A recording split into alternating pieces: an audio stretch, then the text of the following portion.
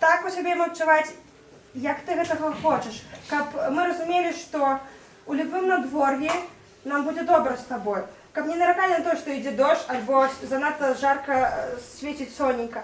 Просім, благослови нас на гэтай урачыстасці, каб сапраўды маглі добра перажыць іх, каб данеслі тыя просьбы, тыя падзякі, з которымі ідём да нашай маці і звяртаемся да цябе. Сердце свое тебе могу я отдать.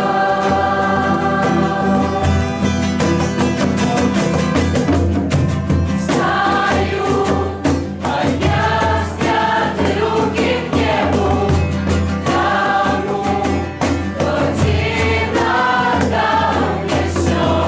Стою, тебе склоняю сердце всё во мне твое. Стою, подняв взгляд и руки к небу, тому, кто один отдал мне всё. Стою, тебе склоняю сердце всё во мне твое. Во мне твое. Всё во мне твое. Всё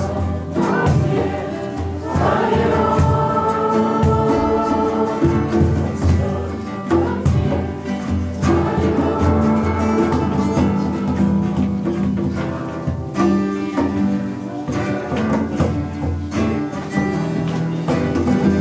Благодарим Тебя, Господь, за эти 9 дней. Прекрасные дни, когда мы видели, как нас обходят бури, когда мы шли по сломанным веткам, деревьям, когда тот самый тяжелый день по тайне был для нас самым легким, когда Ты утолял нашу жажду, когда не успевали довести воду, и Ты поставлял на наши дороги людей, которые выходили, люди, которых совершенно мы не знаем, которых мы видели впервые и, может быть, никогда уже не увидим. Мы прославляем Тебя за те тучи, которые Ты разгонял вчера над нами. Мы благословляем Тебя за то и прославляем, что Ты выслушал наши молитвы относительно Софии. И тот порог смерти она перешла. Ты так быстро решил вещи, которые не могли делать врачи долгие годы. Мы прославляем Тебя за все выслушанные молитвы. И просим Тебя, покажи свою силу завтра.